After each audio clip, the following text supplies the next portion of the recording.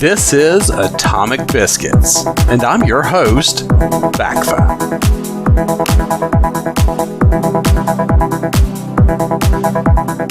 Welcome back, friends, to another episode of Atomic Biscuits. This is 2024-11-24, Setting the Table. We'll start out over on redstate.com with Brandon Morse's article, Trump's Cabinet is both reform and revenge. Trump's cabinet is one for the ages. It seems tailor-made for, as Pennsylvania Senator John Fetterman said, God-tier level trolling. NBC's Chuck Todd had something of a similar thought. Todd wrote at NBC News that Trump seemed to be leaning into the idea of revenge more than reform. Quote here says, on some level, I accept the notion that one person's revenge is another person's reform, so I'm sure Trump could argue he's appointing reformists. Then again, an arsonist who burns a building down isn't going to be mistaken for a reformist architect. Perhaps the arsonist could make the case that he couldn't share his vision if he didn't first burn the existing place to the ground. What will ultimately matter is whether these folks can govern like reformers or end up simply as conduits for Trump's revenge, and it's hard not to see all of this as more revenge than reform. From the creation of a list of generals to fire to the threat of purging the non-political federal workforce, it's hard not to see this as anything other than a revenge cabinet. There's more there if you want to get past the paywall, but I think you get the gist. The thing is they really forget quickly what prior administrations have done. I remember, I'm old enough to remember, President Obama talking about leveling the playing field, and he had no qualms about saying that things needed to be destroyed so that they could be rebuilt from the ground up. And yes, Chuck Todd, I think you're on to something. DailyCaller.com had the article, Elon Musk, Vivek Ramaswamy outlined sweeping plan to cut federal regulations and staffing. This is by Marianne Angela. Elon Musk and Vivek Ramaswamy published an op-ed Wednesday in the Wall Street Journal that revealed their plans for the Department of Government Efficiency, DOGE. Civil service protections won't shield federal workers from mass layoffs, according to the op-ed. Musk and Ramaswamy outlined a sweeping plan to cut federal regulations and staffing, marking the most detailed glimpse yet into Trump's downsizing strategy. The pair, acting as outside volunteers, pledged to collaborate with Trump's transition team to assemble a lean team of small government crusaders. This team, they said, would work closely with the White House Office of Management and Budget to implement their vision. The initiative focuses on three core objectives: cutting regulations, reducing administrative overhead, and achieving cost savings. Legal experts and advanced technology will help identify regulations that overstep congressional authority.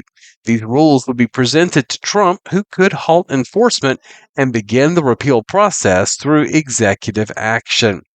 A drastic reduction in federal regulations provides sound industrial logic for mass headcount reductions across the federal bureaucracy. DOGE intends to work with embedded appointees and agencies to identify the minimum number of employees required as an agency for it to perform its constitutionally permissible and statutorily mandated functions, the op-ed revealed.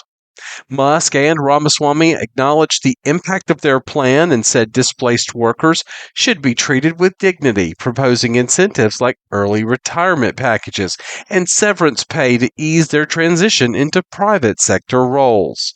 Despite common assumptions, civil service protections won't prevent these layoffs.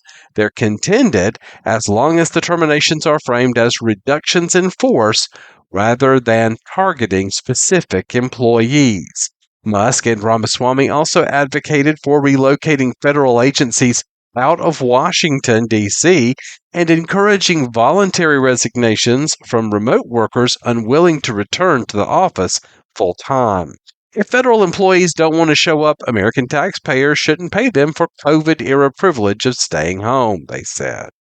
Ramaswamy said Tuesday that federal employees must return to the office full time. He noted on X, previously Twitter, that unions are hastily revising agreements to prevent job losses, claiming the prospect of a 5-day office schedule has left some in tears. Trump announced that Musk and Ramaswamy will co-lead a newly created DOGE during his second term. The duo will work with the White House Office of Management and Budget to streamline federal agencies, reduce wasteful spending, and eliminate excessive regulations. Again, that's over at dailycaller.com. I'll leave this link and all the links for tonight's stories over on Gab at my account on BACFA. I don't really know how much international play this story got, but it's been huge here in the state of Georgia in the United States. This woman, Laken Riley, who was a college student who was murdered by an illegal immigrant. The trial was this week, and it was very unusual because they moved to have simply a bench trial, which got rid of the jury. And so it moved very quickly and moved very speedily towards death penalty. I think when you're thinking of swift justice, this might actually fill that bill. RedState.com has this story by Sister Told Ya. Nope. Reporter shuts down leftist who tried pinning Laken Riley's murder on congressional Republicans.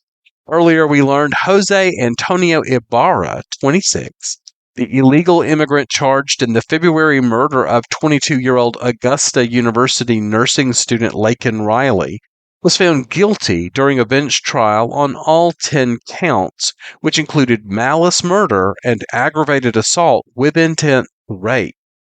Athens, Clark County, Georgia Superior Court Judge H. Patrick Haggard presided over the case and rendered the verdict around lunchtime. Riley's family could be heard sobbing in the background as the verdict was read. Shortly after, family members and friends of Ms. Riley gave their victim impact statements.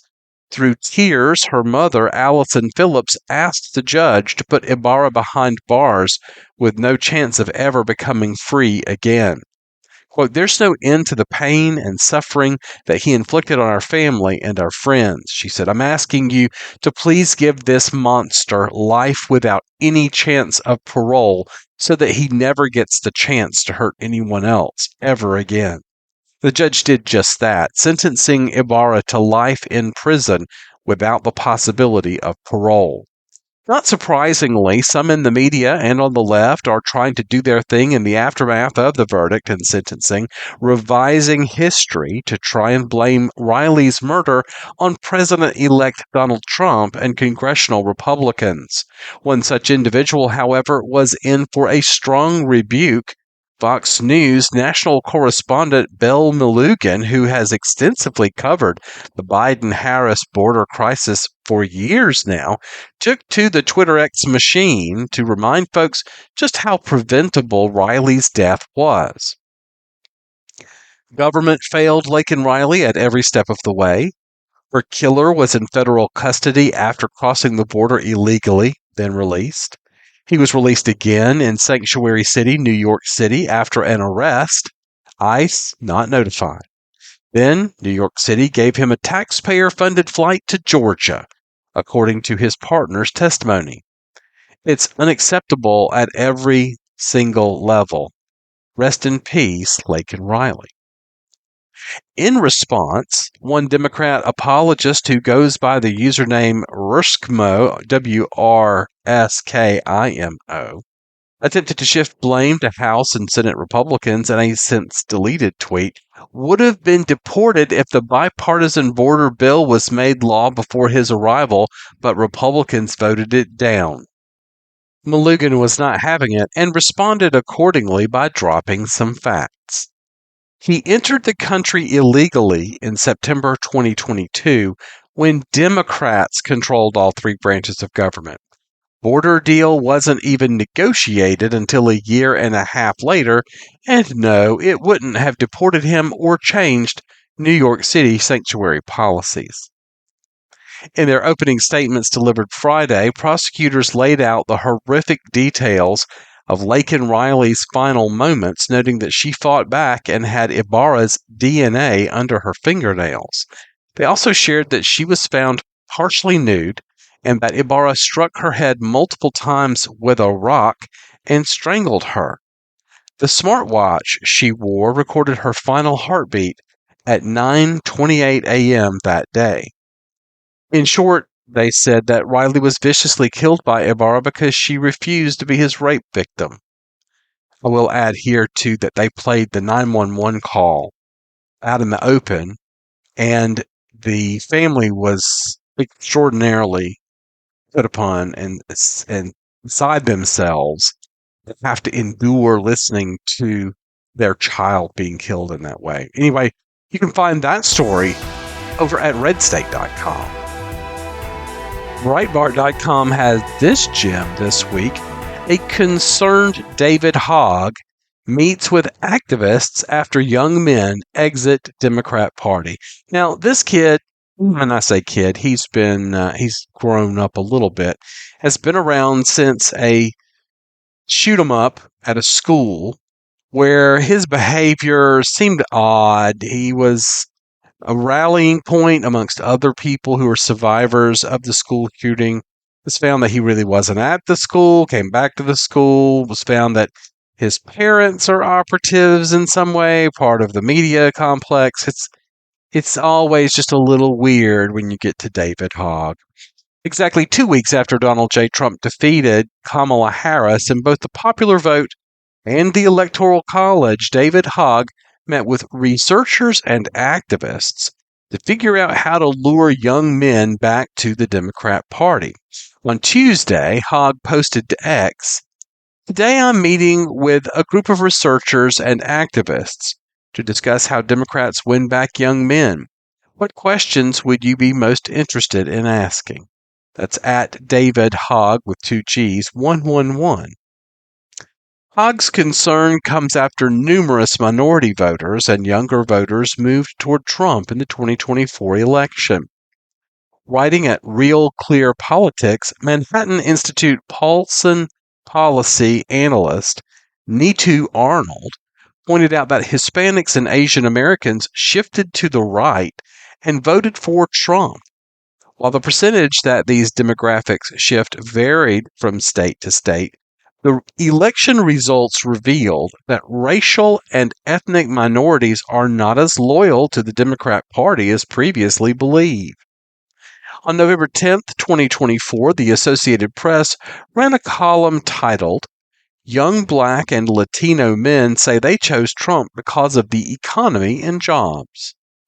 This all squares with what Ian Schwartz wrote at Real Clear Politics, noting, among those in the coveted 18 to 29 age group, Harris beat Trump 55% to 42%, a margin of just 13 points. Harris was expected to draw a much larger percentage than that, but Schwartz noted that pollster Ken Towery believes it became cool for college kids to support Trump on their campuses. Towery told Fox News' Laura Ingraham that this youngest of voting age groups was not immune to the pains of inflation. I think the other issue was that I found, if you remember back in 1980, Laura, when Reagan won, that was a year when the youngest of voters somehow found an affinity for Ronald Reagan, and it was cool on campuses to be for Ronald Reagan. That's sort of what happened in this instance. Young people, the inflation has affected them. On November 5th, 2024, Hogg used an X post to express his optimism that young people were going to deliver victories for Democrats. On November 19th, 2024, Hogg posted in a much different tone, hoping researchers and activists can help figure out how to bring young men back to the Democrat fold.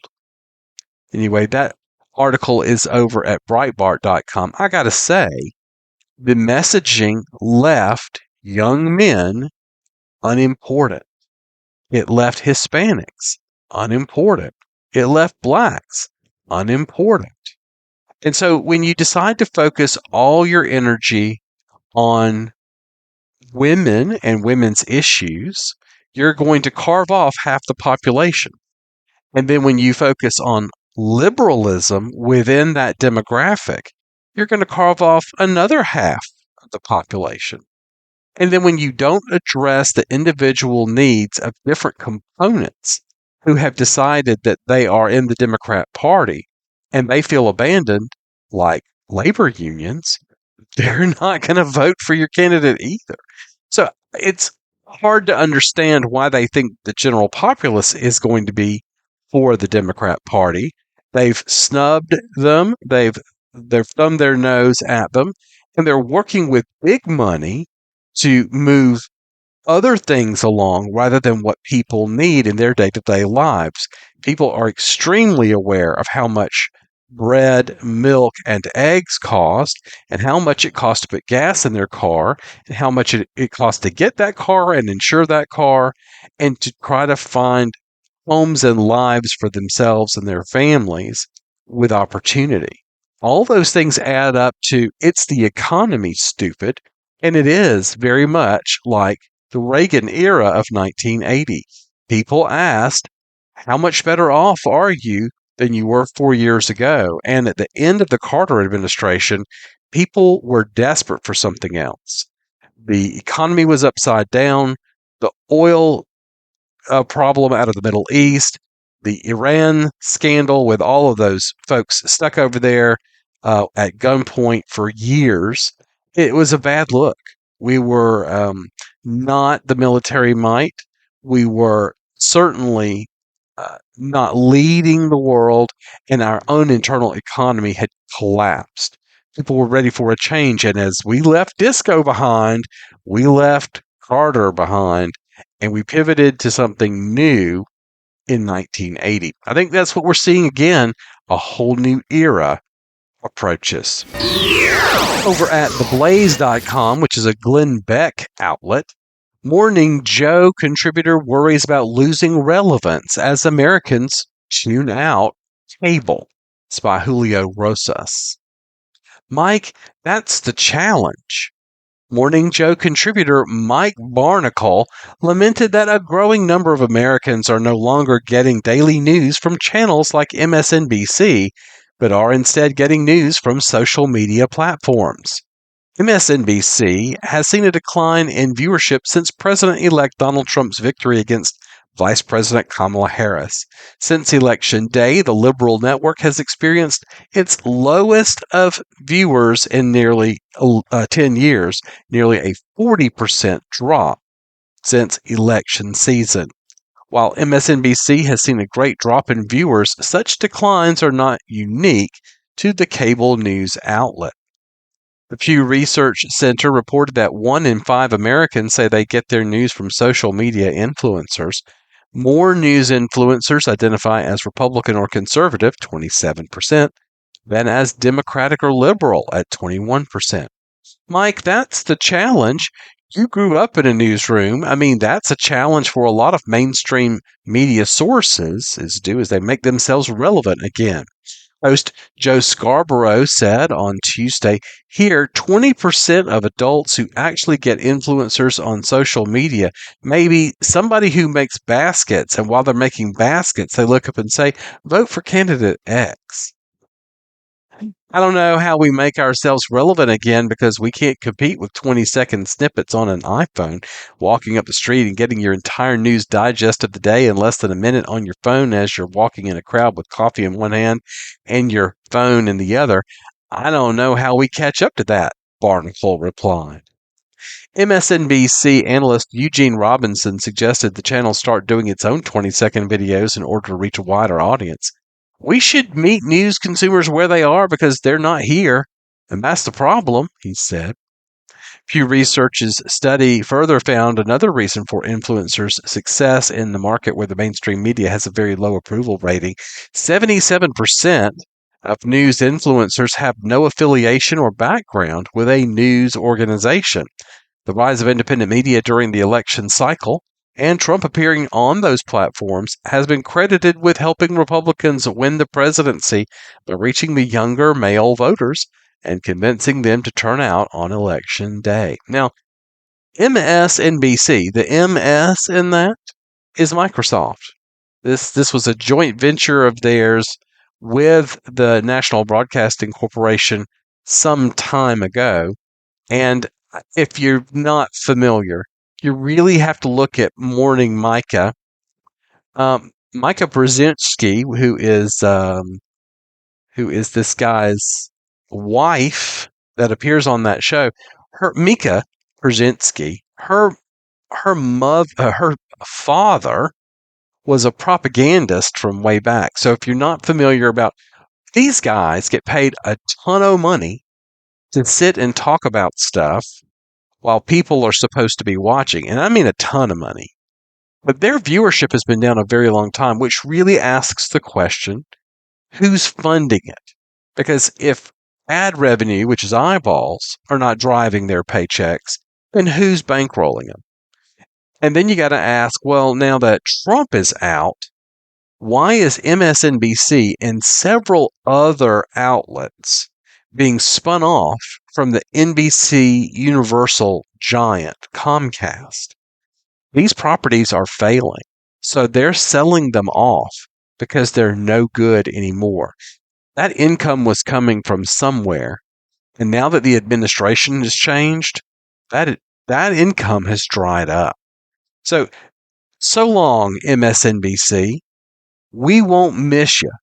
Just don't let the door hit you where the good Lord split you on your way out. NYPost.com's Betsy McCaughey, the New York Post, had this opinion piece: Manhattan's vanished voters have the power to oust District Attorney Bragg in 2025. A construction worker, a fisherman, and a woman walking by the United Nations were knifed to death in Manhattan Monday in separate random attacks allegedly by Ramon Rivera, a blood-covered lunatic with a long rap sheet who should not have been loose on the streets. 3 lives lost. 3 more reasons to rid this city of Manhattan District Attorney Alvin Bragg. Pundits say Bragg, the soft-on-crime lefty significantly responsible for the mayhem on New York City's streets, will likely coast to re-election next year. That would disgrace New York City. But it's not a fait accompli. True, no Democrat has emerged yet to challenge Bragg in the upcoming June 25th primary, but data from recent presidential elections suggests that defeating Bragg is possible. On November 5th, 120,916 fewer Manhattanites cast ballots for Harris than voted for Biden in 2020. Trump gained 18,000 of them. The lion's share of the shortfall were disaffected voters who chose to stay home rather than vote for Harris' uber-left agenda. Call them Manhattan's vanishing voters. They number as many as 103,000, though probably slightly fewer, because Harris's poorer showing is also in part the result of the borough's loss of population since 2020. Even so, these 2024 non-voters are equivalent to 70% of the total Manhattan turnout, 143,572, in November 2023, when the current city council was elected, and roughly 40% of the Manhattan turnout in the 2021 primary, when all top city officials were chosen. This potential voting bloc of Manhattan Democrats fed up with left-wing extremism could help elect a law and order DA to replace Bragg, if there's a candidate. Now that the numbers show a sizable shift in Manhattan voting, it's the duty of the city's political decision makers to back a candidate who will give the criminal-coddling Bragg a run for his money. Same seismic shift in urban voting attitudes is occurring across the nation. Urban Democrats are fed up with the crime, mayhem, homeless encampments, drug use, and squalor that progressive policies have wreaked on their cities. On November 5th, voters in the bluest areas of California rebelled, dethroning Oakland Mayor Sheng Thao, Alameda County DA Pamela Price, San Francisco Mayor London Breed, and Los Angeles Soros-backed DA George Gascon. Blue California overall backed Proposition 36 to strengthen drug and shoplifting penalties. Manhattan Democrats will have an opportunity to oust Bragg in just 7 months. The shift in voter sentiment suggests it's time to seize it. Citywide election results offered even more hope for rational change. Trump gained voters in all 5 boroughs, but a far larger number of disaffected Democrats, that growing reservoir of persuadable purple voters, stayed home rather than vote for the progressive policies that have doomed their neighborhoods. Citywide, nearly 500,000 fewer New York City voters cast their ballots for Harris than for Biden in 2020. Trump gained 94,611 of them, but most of the rest sat out the election. Again, the citywide drop in population likely had some impact, but even so, hundreds of thousands of Democrat-inclined voters refused to follow their party's leftward lurch. That's a hefty number considering only 500,000 people total, 578,877, turned out for the November 2023 municipal election to elect the entire city council. These disaffected Democrats are numerous enough to decide New York City's next election.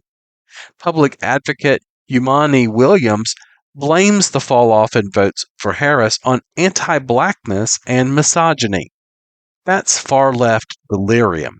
Republican Party State Chairman Ed Cox said voters are fed up with the ideological experiments coming out of Washington, D.C., and Democrat Mike Gianaris, deputy leader of the state Senate, tacitly agreed when he observed that Democrats who voted for Biden didn't vote this time around. New York Times columnist Ezra Klein pointed to the rage I just hear from people in New York, the sense of disorder rising, not just crime, but homeless encampments, trash on the streets, people jumping turnstiles and subways, crazy people on the streets. You just talk to people and they're mad about it. That anger isn't going away now that the presidential election is over. New York's unhappy Democrats should be wooed to support a common-sense mayoral candidate and reject the progressive lunacy of Williams, super woke comptroller Brad Lander, Democratic Socialist Zohran Mamdani, and others vying to move the city leftward. In Manhattan, those Democrats are numerous enough to wage a formidable campaign against D.A. Bragg. There's no better cause. Bragg prosecutes Daniel Penny, but allows deranged fiends walking time bombs with long rap sheets to go free, causing the rest of us to live in fear of random violence. Time to seize this chance to oust him. Again, that's Betsy McCaughey, always a great article over at New York Post. That's nypost.com. DailyCaller.com turned in this article. Democrat Representative Jayapal falsely claims there are no missing unaccompanied migrant children in the United States. This is by Nicole Silverio. Democrat Washington Representative Familia Jayapal falsely acclaimed Wednesday that no unaccompanied migrant children have gone missing in the United States during a House Judiciary Committee hearing. Immigration and Customs Enforcement, or ICE, officials have lost track of at least 32,000 migrant children who have entered the United States and had been released from the custody of the Department of Homeland Security, DHS, and the Department of Health and Human Services, HHS, since 2019, according to a report by the Department of Homeland Security's Office of the Inspector General, the OIG, in August. Jayapal claimed these unaccompanied children are not lost, but that HHS is simply no longer in contact with the children and their adult sponsors.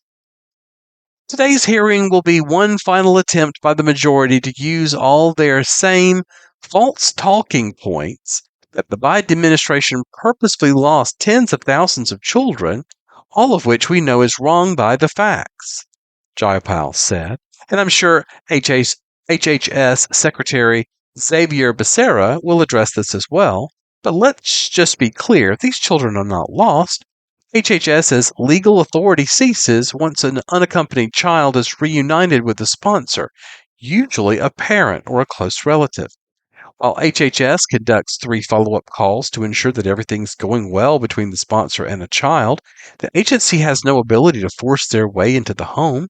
If no one answers these 3 calls, then HHS is no longer in contact with the child. Now, that does not mean that the child is lost. There's a video here from C-SPAN if you want to come check this out yourself. HHS, the agency responsible for placing children with adult sponsors, has reunited about 1/3 of these unaccompanied children with their parents in the United States, while the remainder are either sent to live with other relatives or even strangers, according to the New York Times. Biden administration officials placed some of these minors in homes that were not deemed suitable for children, including homes where some adults have committed criminal behavior, according to an internal investigation conducted by the Office of Inspector General for the Department of Health and Human Services. Federal officials believe these unaccompanied children are at a greater risk of forced labor, trafficking, and exploitation than adult migrants who illegally cross the U.S.-Mexico border, according to the OIG report. Senate Republicans alleged that President Joe Biden's administration is obstructing congressional and state investigations into the trafficking and exploitation of unaccompanied migrant children, a Senate committee report found Tuesday. Republican Louisiana Senator Bill Cassidy, a ranking member of the Health, Education, Labor, and Pensions Committee, released the Senate report alleging that the Biden-Harris administration committed widespread failures that led to widespread abuse and exploitation of migrant children, according to the report.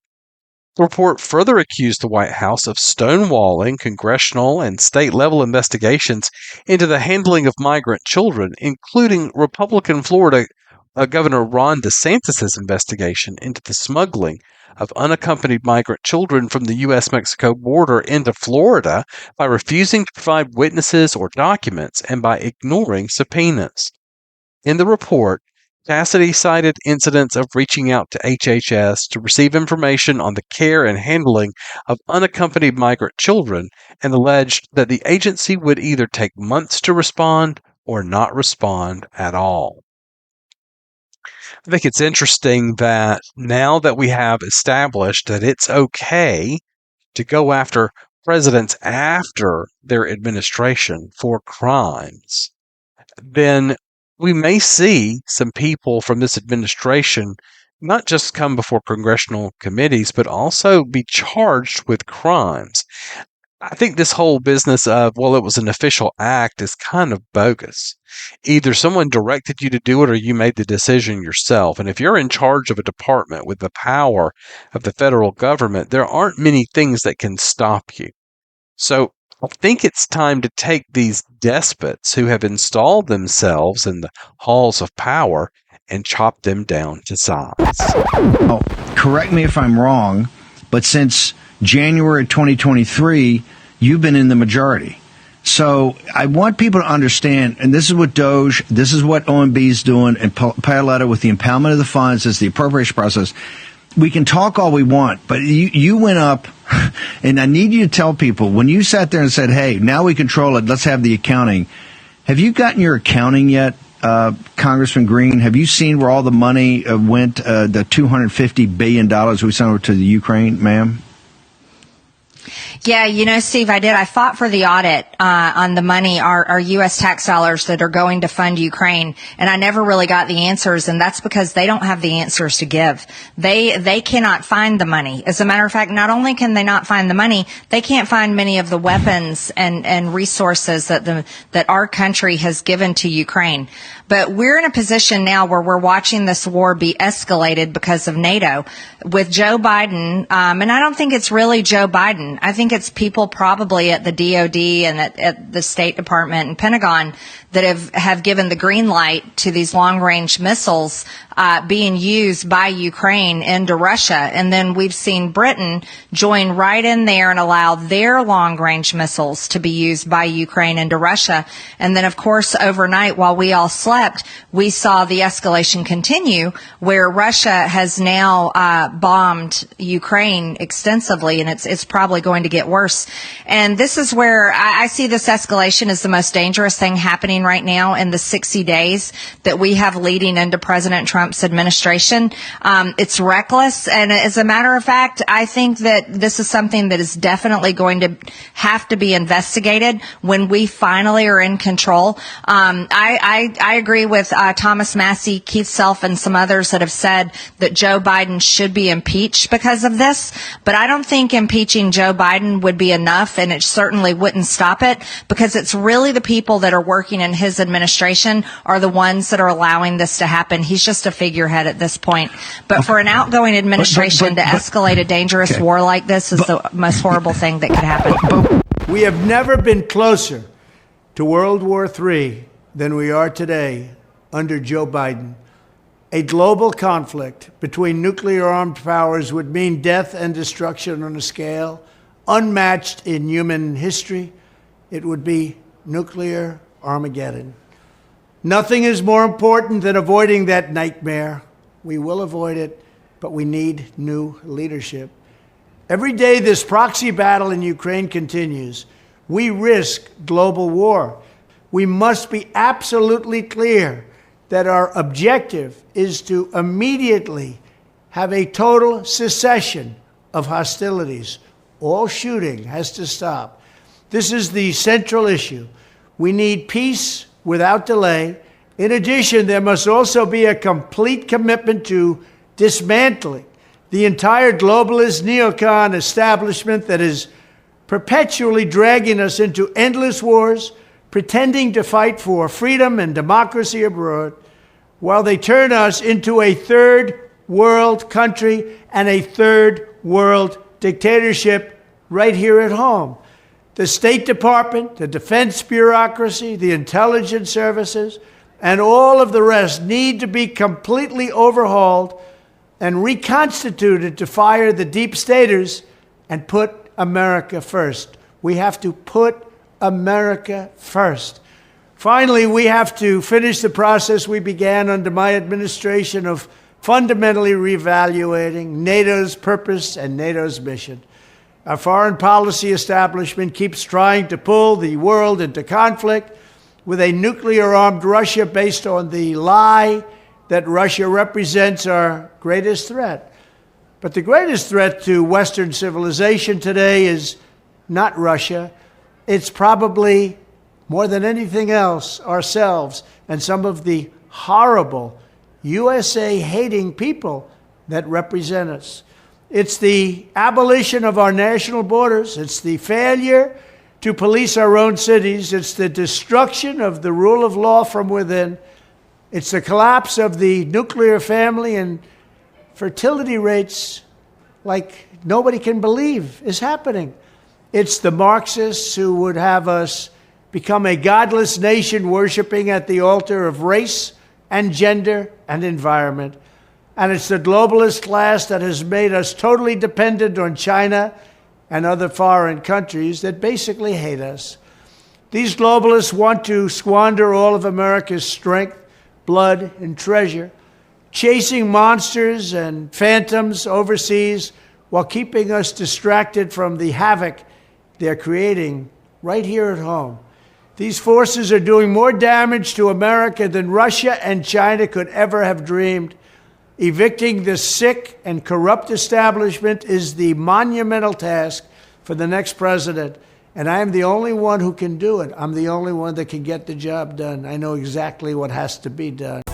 This week, in all the escalation going on between Russia and everyone else, was this story over at zerohedge.com, and it's kind of a log, so it's got several updates in it. I encourage you to come over here and check it out yourself. It's titled, Danish Navy Hunts Down Chinese Ship Suspected of Sabotaging Baltic Sea Cables. It's by Tyler Durden and was last updated Wednesday, November 20th at 11:35 a.m. So it's sort of in backwards order here. The top updates are the more recent bits of information.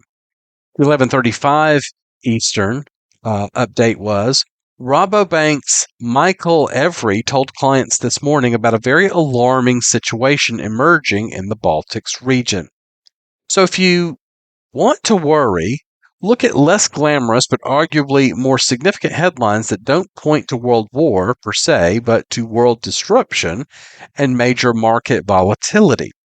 Official allegations of sabotage were made in the EU as 2 of Finland's 5 nuclear plants had to be shut down. A key Norwegian oil field was shut by a power outage. The support cable on a Finnish suspension bridge broke, and 2 key Baltic EU data cables were severed. The Chinese vessel Yi Peng has been flagged as a possible cable culprit, and at the time of this writing was forcibly moored in Denmark. This is likely to prompt a strong Chinese diplomatic response and perhaps an EU one if it proves a Chinese ship damaged key seafloor infrastructure.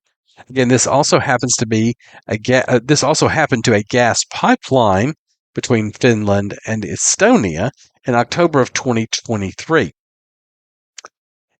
Every's full note titled, "Once you see World War III headlines, you might as well buy everything because why not?" And it's linked here. The 8 o'clock update reads, the Finland National Bureau of Investigation stated that, based on a preliminary investigation, it has decided to open a criminal investigation into the damage caused to the sea cable. Here's the statement. Based on preliminary inquiries, the National Bureau of Investigation, the NBI, has decided to open a criminal investigation into the damage caused to the sea cable between Finland and Germany. The suspected criminal act is currently investigated as aggravated criminal mischief and aggravated interference with communications.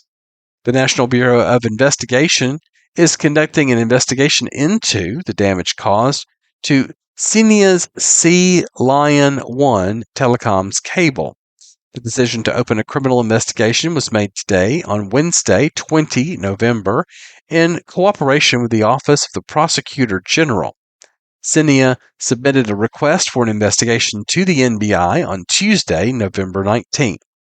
At this stage, the suspected criminal act is investigated as aggravated criminal mischief and aggravated interference with communications, but these may change as the investigation progresses. The police will be releasing information on the progress of the criminal investigation at a later date. Just a half hour prior, there's an update that reads, on Monday, the Yi Peng 3, a Chinese registered bulk carrier, was suspected of damaging 2 fiber optic data cables beneath the Baltic Sea, which connect Finland, Germany, Sweden, and Lithuania. The bulk carrier is anchored in Kattegat Bay alongside a Danish naval vessel. The ship tracking website Marine Traffic shows the Danish vessel DNK Navy Patrol P525 alongside Yi Peng 3 in Kattegat Bay. Both vessels are anchored. Ex-user Visegrad 24 claims military personnel with the Danish military vessel boarded Yi Peng 3. Quote, Denmark exercised the right under Article 10 of the Submarine Cables Convention. It's been done only once before by the USA in 1959, the ex-user said. There are links to some of these postings on X. On Tuesday, Germany's defense minister called severing the Cinea Sea Lion 1 submarine cables an act of sabotage. Nobody believes that these cables were severed by accident, Germany's Minister of Defense Boris Pistorius told journalists ahead of a meeting in Brussels. Pistorius said, therefore, we must state, without concrete knowledge of who was responsible, that this was a hybrid action, adding, and we must assume without being certain that this was sabotage. The foreign ministries of Finland and Germany released a statement on Monday night warning, "Our European security is not only under threat from Russia's war of aggression against Ukraine, but also from hybrid warfare by malicious actors. Safeguarding our shared critical infrastructure is vital to our security and the resilience of our societies." Some of the Baltic Sea countries affected by the destruction of undersea telecom cables by the Chinese vessel Yipeng have announced how they're classifying their investigations, Visegrad 24 noted. There's a link here showing sabotage, terrorism on an X post. According to the Wall Street Journal, citing sources, Sweden, Finland, Lithuania, Germany, and other EU countries have found in preliminary investigations that the cables were likely severed in Swedish economic waters. The likely motive behind this clandestine offensive is to spread panic, bind security resources, and increase pressure on Western governments by boosting political parties who are campaigning against the massive aid provided to Ukraine.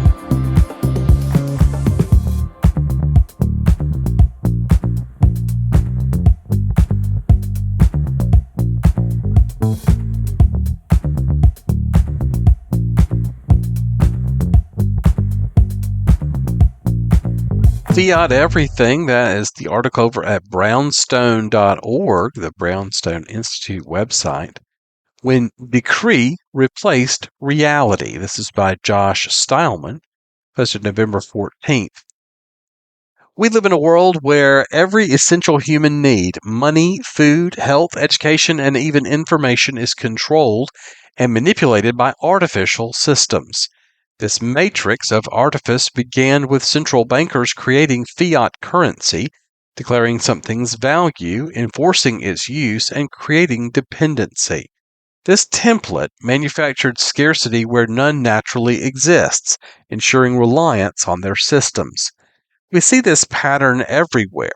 Money created from nothing, yet always in short supply. Abundant food made artificially scarce. Natural healing rebranded as alternative. Wisdom replaced by credentials. The Federal Reserve conjures currency through debt monetization, each new dollar stealing value from every existing one. Through inflation, they silently rob almost all of your savings, turning your productive energy into their power. In 1913, a solid month's work could buy a fine suit.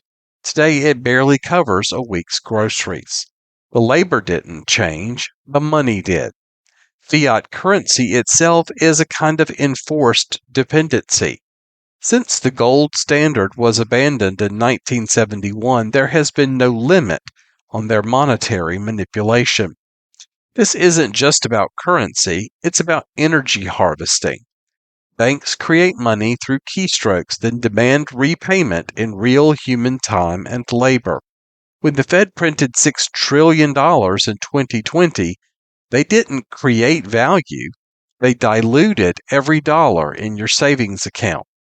It's modern financial alchemy, transforming your productivity into their power. As Brownstone's Jeffrey Tucker aptly puts it, the Federal Reserve is the engine of one of the most sophisticated forms of theft in the history of mankind. As central banks race to implement central bank digital currencies, or CBDCs, promising convenience while building the architecture for total financial surveillance, the end game becomes clear. Hard money, constrained by natural or mathematical limits, can't be summoned into existence. Gold and silver face physical extraction constraints. Bitcoin is hard capped at 21 million coins. Land cannot be added to the map. Even these aren't perfect, but they share one critical feature: they cannot be created like monopoly money by central planners. These limitations mean true value is earned, not fabricated, which is why they're attacked. They can't be inflated away. Just as the financial system shapes our economic reality through artificial scarcity, the information landscape engineers our perception through concentrated control. Six corporations control 90% of media outlets, down from 50 companies in 1983. Further exacerbating this consolidation, it's not about false stories, it's about manufacturing false reality and engineering social division. Fiat currency has created a fiat news system where the same principles apply. Declare something, repeat it, enforce it, and it enters the consciousness of the masses. The illusion of media choice masks concentrated ownership. BlackRock and Vanguard are top shareholders in every major media company. Incidentally, they own the major banks too. The same firm also shares in defense contracts, pharmaceutical companies, and the very corporations making headlines. As former CBS News President Richard Salant admitted, our job is to give people not what they want, but what we decide they ought to have. By slicing society into endless opposing camps, left versus right, black versus white, vaxxed versus unvaxxed, they ensure people keep fighting each other instead of looking up to see who's pulling the strings. This isn't simply about silencing dissent, but shaping belief. Remember how quickly trust the science became don't question authority? How 2 weeks to flatten the curve became 2 years of shifting goalposts? Even the most trusting citizens began noticing the narrative mismanagement. The information factory doesn't just control what you see, it shapes how you think about what you see. Content curation algorithms create echo chambers while coordinated messaging manufactures the illusion of consensus. Media outlets are owned by corporations dependent on government contracts and regulated by agencies they report on. When you follow the money, from pharmaceutical ads to defense contract ownership, you see that they're not reporting on their own system, they are the system. The manipulation of information serves as a precursor to perhaps the most devastating expression of centralized power, the machinery of endless war. War is the ultimate racket, and bankers have perfected it since the Napoleonic Wars. Create the conflict, fund all participants, profit from the destruction, and then finance the reconstruction. The same financial interests collect blood money regardless of who wins. The military industrial complex needs endless enemies to justify endless spending. When one boogeyman falls, they manufacture another. They don't sell weapons, they sell fear. Each missile launched represents schools not built, hospitals not funded, communities not supported. The people always pay while bankers collect the dividends. They call it foreign policy. It's really population control and resource theft. They destroy independent nations that dare create their own money systems or trade outside their control while calling it spreading democracy. Young people die in foreign lands while suit-wearing vultures redraw maps around oil fields and trade routes. Look at Ukraine. BlackRock is already planning the reconstruction, buying up land and resources while people die. While physical warfare destroys bodies, the credentialing system wages a quieter battle for minds, determining who can speak with authority and what truths are deemed acceptable. We've created a class of experts who mistake institutional approval for wisdom. Average medical student graduates with $241,600 in debt. How likely are they to challenge a system they're indebted to? Fiat education produces fiat expertise, reliant on institutional validation instead of true understanding. Studies show that medical education frequently emphasizes pharmaceutical interventions, while lifestyle and dietary approaches receive comparatively little attention. When PhDs, that's doctorates, question lockdown policies, they were silenced, while social media companies became overnight public health experts. The student loan crisis reveals the scam. $1.7 trillion in debt, while real wages for graduates have stagnated. Real expertise comes from results, not degrees. A farmer who grows nutrient-dense food understands health better than many nutritionists. A mechanic who fixes engines grasps complex systems better than many economists. Theory without practice is just sophisticated guessing. Their degrees don't measure intelligence, they measure obedience. The longer you stay in their system, the harder it becomes to see beyond it. The same institutional capture that turns education into indoctrination extends into healthcare, where healing wisdom is replaced by patented interventions. They've transformed medicine from healing art to subscription service. Purdue Pharma made $35 billion selling OxyContin while calling addiction pseudo-addiction, requiring higher doses. The FDA approves synthetic THC, while natural plants are federally illegal, despite legalization in some states. The difference? One can be patented. Here again, fiat principles replace the natural with the engineered at a steep price. Corruption is measurable. The pharmaceutical industry has faced substantial financial penalties over the past 2 decades due to various legal violations. Among the most significant cases are Pfizer, $2.3 billion in 2009 for illegal marketing of prescription drugs. Johnson & Johnson, $2.2 billion in 2013 for promoting drugs for unapproved uses and providing kickbacks. GlaxoSmithKline, $3 billion in 2012 for the illegal marketing of drugs and failing to report safety concerns. Collectively, these settlements contribute to a broad total of over $122 billion in penalties imposed on pharmaceutical companies since 2000. Yeah, these fines are just a cost of doing business, a small price to pay in exchange for untouchable influence over human health. Meanwhile, insulin costs have risen 1,200% since 1996, despite no significant changes to this century-old drug. These same companies now claim exclusive authority over human health, hooking children on SSRIs instead of teaching them to process emotions naturally. Natural healing through sunlight, clean food, movement, and rest gets labeled alternative, while synthetic drugs become standard care.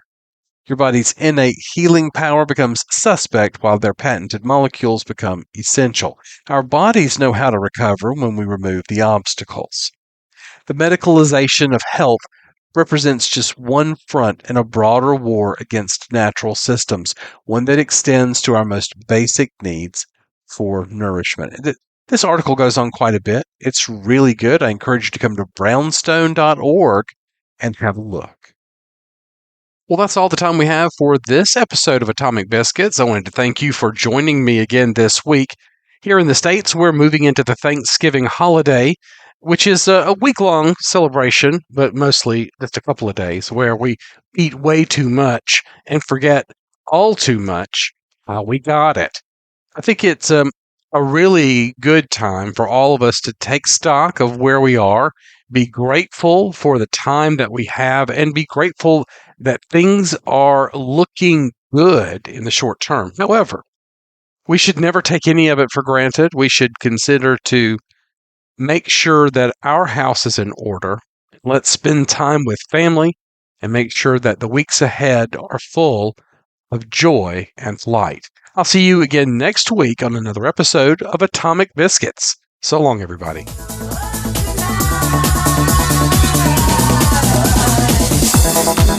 Thanks for joining us for Atomic Biscuits. Tune in again next week for more news and music. Check out BACFA on Gab at BACFA, as well as BitChute, Rumble, DLive and Odyssey. Check out LastScoutRadio.com for fun content.